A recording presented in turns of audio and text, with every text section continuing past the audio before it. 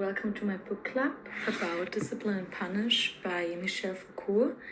My name is Franziska. I'm an Erasmus student from Germany, from the University of Erfurt, and I'm currently studying at the Universidad Pablo de Olavide in Seville, Spain.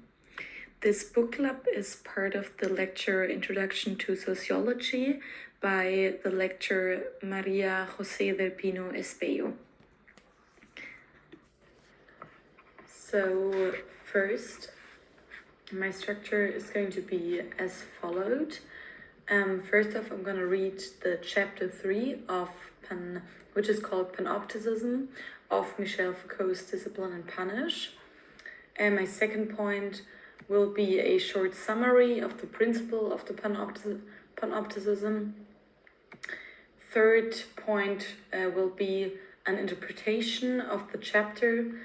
And for the fourth point, I'm going to show you my bibliography. So now I'm going to read off a part of a chapter of Discipline and Punish. I'm not going to read the whole chapter 3 because otherwise it would be too long for this book club, but I'm going to read the most important parts of it or the majority of it. The following, according to an order published at the end of the 17th century, were the measures to be taken when the plague appeared in town. First, a strict spatial partitioning, the closing of the town and its outlying districts, a prohibition to leave the town on pain of death, the killing of all stray animals, the division of the town into distinct quarters, each governed by an intendant. Each street is placed under the authority of a syndic, who keeps it under surveillance. If he leaves the street, he will be condemned to death. On the appointed day, everyone is ordered to stay indoors. It is forbidden to leave on pain of death. The syndic himself comes to lock the door of each house from the outside. He takes the key with him and hands it over to the intendant of the quarter. The intendant keeps it until the end of the quarantine. Each family will have made its own provisions. But for bread and wine, small wooden kennels are set up between the street and the interior of the houses, thus allowing each person to receive his ration without communicating with the suppliers and other residents. Meat, fish, and herbs will be hoisted up into the houses with pulleys and baskets. If it is absolutely necessary to lift the house, it will be done in turn, avoiding any meeting.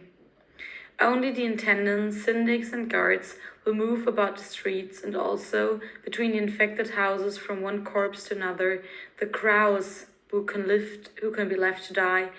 These are people of little substance who carry the sick, bury the dead, clean, and do many vile and abject offices. It is a segmented, immobile, frozen space. Each individual is fixed in its place. And if he moves, he does so at the risk of his life, contagion, or punishment. Inspection functions ceaselessly. The gaze is alert everywhere. A considerable body of militia, commanded by good officers and men of substance, guards at the gates, at the town hall, and at every quarter to ensure the prompt obedience of the people and the most absolute authority of the magistrates, as also to observe all disorder, theft, and extortion. At each of the town gates there will be an observation post. At the end of each street, sentinels. Every way the intendant visits the quarter in his charge, inquires whether the syndics have carried out their task, whether the inhabitants have anything to complain of, they observe their actions.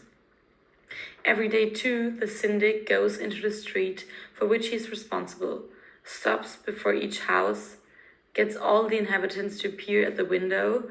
Those who live overlooking the courtyard will be allocated a window looking onto the street at which no one but they may show themselves. He calls each of them by name, informs himself as to the state of each and every one of them, in which respect the inhabitants will be compelled to speak the truth under pain of death. If someone does not appear at the window, the syndic must ask why.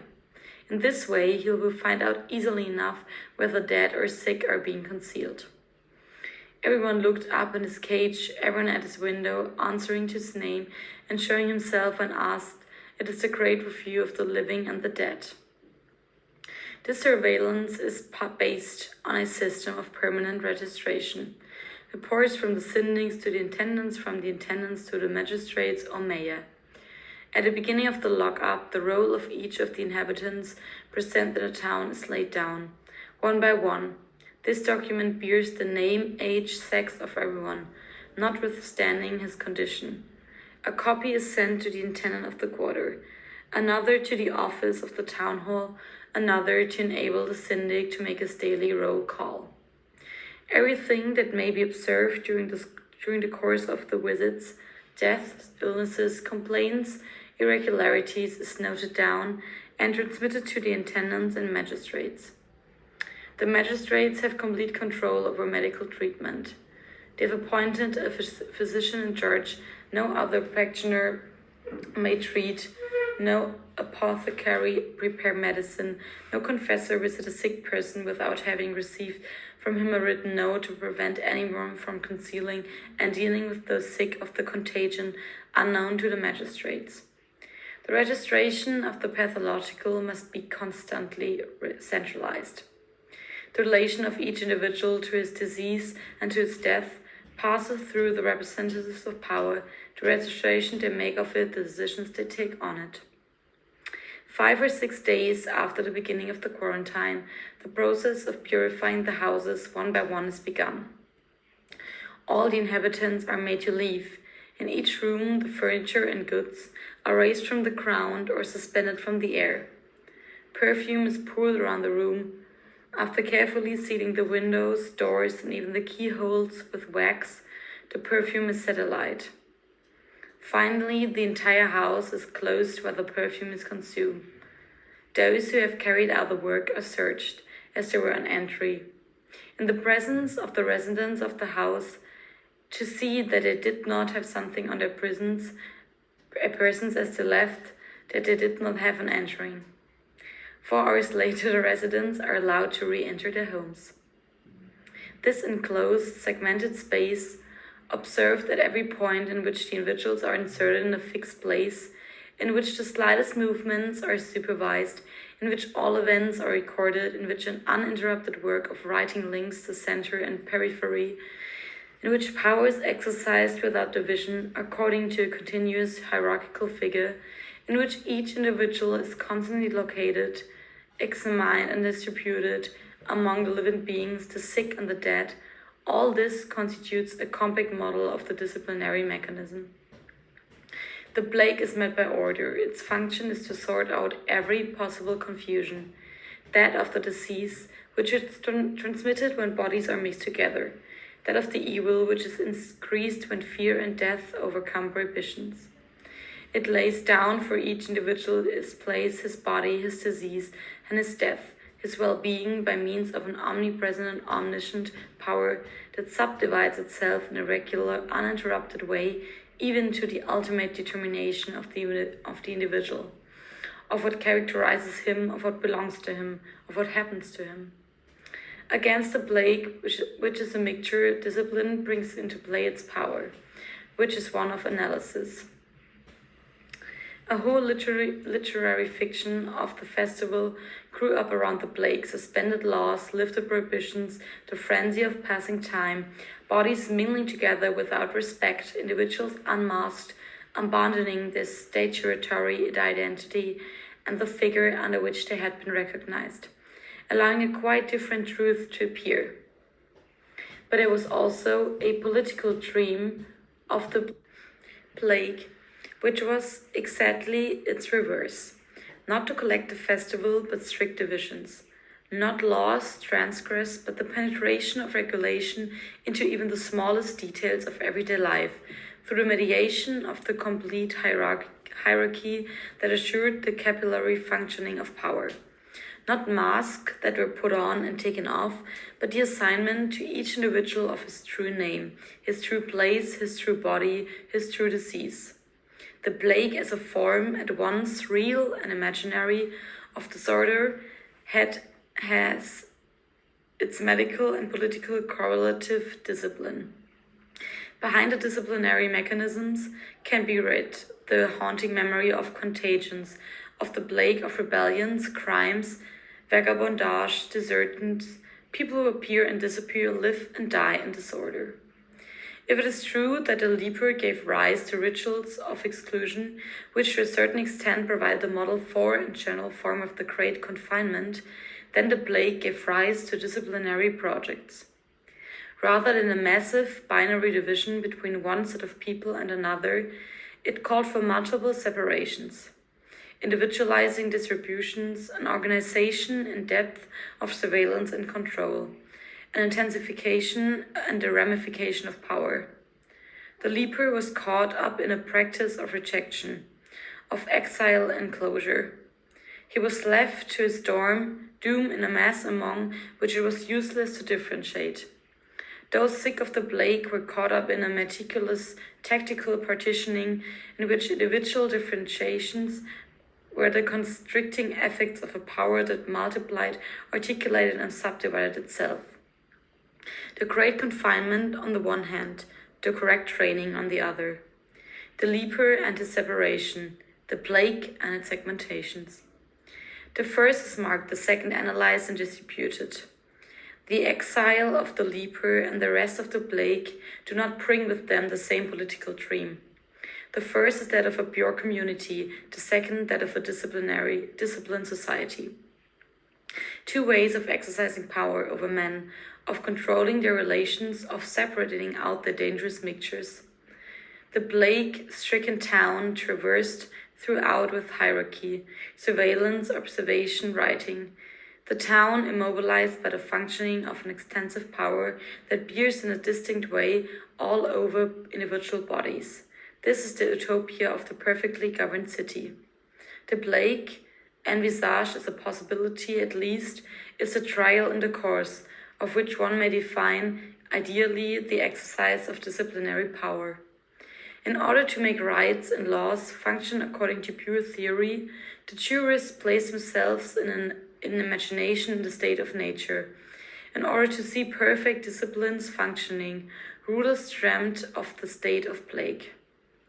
Underlying disciplinary projects, the image of the plague stands for all forms of confusion and disorder, just as the image of the leper, cut off from all human contact, underlies projects of exclusion. There are different projects then, but no, not incompatible ones. We see them coming slowly together, and it's the peculiarity of the 19th century that it applied to the space of exclusion, of which the leper was the symbolic inhabitant. Beggars, vagabonds, madmen, and the disorderly formed the real population, the technique of power proper to disciplinary partitioning. Treat lepers as plague victims projected the subtle segmentations of discipline onto the confused space of internment. Combine it with the methods of analytical distribution proper to power, individualize the excluded, but use procedures of individualization to mark exclusion. This is what was operated regularly by disciplinary power from the beginning of the 19th century in the psychiatric asylum, the penitentiary, the reformatory, the approved school, and to some extent the hospital. Generally speaking, all the authorities exercising individual control function according to a double mode, that of binary division and browning, mad, sane, dangerous, harmless, normal, abnormal, and that of coercive assignment, of differential distribution, who he is, where he must be, how he is to be characterized, how he is to be recognized, how a constant surveillance is to be exercised over him in an individual way, etc. On the one hand, the lepers are treated as plague victims. The tactics of individualizing the disciplines are imposed on the excluded, and on the other hand, the universality of disciplinary controls make it possible to brand a leper and to bring into play against him the dualistic mechanisms of exclusion. The constant division between the normal and the abnormal to which every individual is subjected brings us back to our own time by applying the binary branding and exile of the leper to quite different objects. The existence of a whole set of techniques and institutions for measuring, supervising, and correcting the abnormal brings into play the disciplinary mechanisms to which the fear of the plague gave rise. All the mechanisms of power which, even today, are disposed around the abnormal individual to brand him and to alter him are composed of those two forms from which they distantly derive. Bentham's panopticon is the architectural figure of this composition. We know the principle on which it was based. At the periphery, an annual building at the central tower, this is pierced with wide windows that open onto the inner side of the ring. The peripheric building is divided into cells, each of which extends the whole width of the building. They have two windows, one on the inside, corresponding to the windows of the tower, the other, on the outside, allows the light to cross the cell from one end to the other. All that is needed, then, is to place a supervisor in the central tower and to shut up in each cell a madman, a patient, a condemned man, a worker, or a schoolboy. By the effect of backlighting, one can observe in the tower, standing up precisely against the light, the small captive shadows in the cells of the periphery. They are like so many cages, so many small theaters in which each actor is alone, perfectly individualized and constantly visible. The panoptic mechanism arranges spatial unities that make it possible to see constantly and to recognize immediately. In short, it reverses the principle of the dungeon, or rather of its three functions: to enclose, to deprive of light, and to hide. It preserves only the first and eliminates the other two. Full lighting and the eye of a supervisor capture better than darkness, which ultimately protected. Visibility is a trap. To begin with, this made it possible, as a negative effect, to avoid those compact, swarming, howling masses that were to be found in places of confinement, those painted by Goya or described by Howard. Each individual in his place is securely confined to a cell from which he is seen from the front by the supervisor. But the side walls prevent him from coming into contact with his companions. He is seen, but he does not see. He is the object of information, never a subject in communication. The arrangement of his room, opposite the central tower, imposes on him an actual visibility. But the divisions of the ring, those separated cells, imply a lateral invisibility. And this invisibility is a guarantee of order. If the inmates are convicts, there is no danger of a plot, an attempt at collective escape, the planning of new crimes for the future, bad reciprocal influence. If they are patients, there is no danger of contagion. If they are madmen, there is no risk of their committing violence upon one another. If they are school children, there is no copying, no noise, no chatter, no waste of time. If they are workers, there are no disorders, no theft, no coalitions, none of those distractions that slow down the rate of work, make it less perfect, or cause accidents. The crowd, a compact mass, a locus of multiple exchanges, individualities merging together. A collective effect is abolished and replaced by a collection of separated individualities. From the point of view of the garden, it is replaced by a multiplicity that can be numbered and supervised. From the point of view of the inmates, by a sequestered and observed solitude. Hence, the major effect of the panopticon, to induce in the inmate a state of conscious and permanent visibility that assures the automatic functioning of power. So to arrange things that the surveillance is permanent in its effects, even it is discontinuous in its actions, that the perfection of power should tend to render its actual exercise unnecessary, that its architectural apparatus should be a machine for creating and sustaining a power relation independent of the person who exercises it. In short, that the inmates should be caught up in a power situation of which they are themselves the bearers. To achieve this, it is at once too much and too little that the prisoner should be constantly observed by an inspector.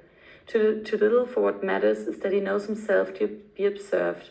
Too much, because he has no need, in fact, of being so. In view of this, Bentham laid down the principle that power should be visible and unverifiable. Visible, the inmate will constantly have before his eyes the tall outline of the central tower from which he is spied upon.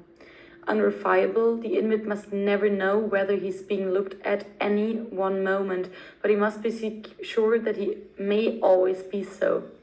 In order to make the presence or absence of the inspector unverifiable, so that the prisoners in their cells cannot even see a shadow, Bentham envisaged not only Venetian blinds on the windows of the central observation hall, but on the inside, partitions that intersected the hall at right angles, and in order to pass from one quarter to the other, not doors but zigzag openings. For the slightest noise, a gleam of night, a brightness in a half-open door would betray the presence of the garden. The panopticon is a machine for dissociation, the sea being seen, diad. In the peripheric ring, one is totally seen without ever seeing. In the central tower, one sees everything without ever being seen. It is an important mechanism, for it automizes and disindividualizes power. Power has its principle not so much in a person as in a certain concerted distribution of bodies, surfaces, lights, gazes, an arrangement whose internal mechanisms produce the relation in which individuals are caught up. The ceremonies, the rituals, the marks by which a sovereign's surplus power was manifested are useless. There is a machinery that assures dissymmetry, disequilibrium, difference. Consequently, it does not matter who exercises power. Any individual taken almost at random can operate the machine. In the absence of the director, his family, his friends, his visitors, even his servants. Similarly, it does not matter what motive animates him. The curiosity of the indiscreet, the malice of a child, the thirst for knowledge of a philosopher who wishes to visit this museum of human nature, or the perversity of those who take pleasure in spying and punishing. The more numerous those anonymous and temporary observers are, the greater the risk for the inmate of being surprised, and the greater his anxious awareness of being observed. The panopticon is a marvelous machine, which, whatever use one may wish to put it to, produces homogeneous effects of power. A real subjection is born mechanically from a fictitious relation. So it's not necessary to use force to constrain the convict to good behavior, the madman to calm, the worker to work, the schoolboy to application, the patient to the observation of the regulation. Bentham was surprised that panoptic institution could be so light. There were no more bars, no more chains, no more heavy locks. All that was needed was that the separation should be clear and the openings well arranged. The heaviness of the old houses of security, with their fortress-like architecture, could be placed by the simple economic geometry of a house of certainty. The efficiency of power, its constraining force, have, in a sense, passed over the other side, to the side of its surface of application. He who is subjected to a field of visibility and who knows it, assumes responsibility for the constraints of power. He makes them play spontaneously upon himself. He inscribes himself the power relation in which he simultaneously plays both roles. He becomes the principle of his own subjection. By this very fact, the external power may throw off its physical weight. It tends to the non-corporal, and the more it approaches this limit, the more constant, profound, and permanent are its effects. It is a perpetual victory that avoids any physical confrontation and which is always decided in advance. Bentham does not say whether he was inspired. In his project by Le Vieux Menage at Versailles, the first menagerie in which the different elements are not, as they traditionally were, distributed in a park. At the center was an octagonal pavilion, which, on the first floor, consisted of only a single room, the king's salon. On every side, large windows looked out onto 7 cages. The 8th side was reserved for the entrance, containing different species of animals. By Bentham's time, this menagerie had disappeared, but one finds in the program of the Panopticon a similar concern with individualizing observation, with characterization and classification, with the analytical arrangement of space. But the Panopticon is a royal menagerie. The animal is replaced by man, individual distribution by specific grouping, and the king by the machinery of a furtive power. With this exception, the Panopticon also does the work of a naturalist. It makes it possible to draw up differences among patients, to observe the symptoms of each individual without the proximity of beds, the circulation of miasmas, the effects of contagion confusing the clinical tables. Among school children makes it possible to observe performers, to map aptitudes, to assess characters, to draw up rigorous classifications in relation to normal development, to distinguish laziness and stubbornness from incurable imbecility. Among workers, it makes it possible to know the aptitudes of each worker, compare the time he takes to perform the task, and if they're paid by the day, to calculate their wages. So much for the question of observation, but the panopticon was also a laboratory. It could be used as a machine to carry out experiments to alter behavior, to train or correct individuals, to experiment with medicines and monitor their effects, to try out different punishments on prisoners according to their crimes and character, and to seek the most effective ones, to teach different techniques simultaneously to the workers to decide which is the best, to try out pedagogical experiments, and in particular to take up once again the well-debated problem of secluded education by using orphans. One would see what would happen when in their 16th or 18th year they would present it with other boys or girls. One could verify whether, as Helvete thought, anyone could learn anything. One would follow the genealogy of every observable idea. One could bring up different children according to different systems of thought, making certain children believe that 2 and 2 do not make 4, or that the moon is a cheese, then put them together when they are 20 or 25 years old. One would then have discussions that would be worth a great deal, more than the sermons or lectures on which so much money is spent. One would have at least an opportunity of making discoveries in the domain of metaphysics. The panopticon is a privileged place for experience on a man, and for analyzing with complete certainty the transformations that may be obtained from them. The panopticon may even provide an apparatus for supervising its own mechanisms. In this central tower, the director may spy on all the employees that he has under his orders: nurses, doctors, foremen, teachers, warders. He will be able to judge them continuously, alter their behavior, impose upon them the methods he thinks best, and it will even be possible to observe the director himself. An inspector arriving unexpectedly at the center of the panopticon will be able to judge at a glance, without anything being concealed from him, how the entire establishment is functioning. And in any case, enclosed is he in the middle of this architectural mechanism, it is not the director's own fate entirely bound up with it. The incompetent physician who has allowed contagion to spread, the incompetent prison governor or workshop manager will be the first victims of an epidemic or revolt. By every tie I could devise, said the master of the panopticon, my own fate had been bound up by me with theirs. The panopticon functions as a kind of laboratory of power. Thanks to its mechanisms of observation, it gains in efficiency and in the ability to penetrate into men's behavior. Knowledge follows the advances of power, discovering new objects of knowledge over all the surfaces in which power is exercised. So, after this reading, I want to give you a short summary of the chapter of the panopticon or panopticism in general. So, the panopticon is a way of building blocks or buildings or towers that allows people in the building to be observed without actually knowing when they are being watched, but eventually knowing that they may be observed. And the panopticon was originally constructed by Jeremy Bentham in the 18th century, and it allowed guards to observe prisoners from a central tower without knowing when they're being watched. So if you look at the image to the left, you can see that there's a tower in the middle, and the cells are constructed around the tower, and the prisoners in the cell, they can't see the guard in the tower, but the guard in the tower can see the prisoners of all time. So the prisoners never know if the guard actually watches them or if it just looks away or looks in a different direction. And the novel or the concept of panopticism was created by the French philosopher and French sociologist Michel Foucault.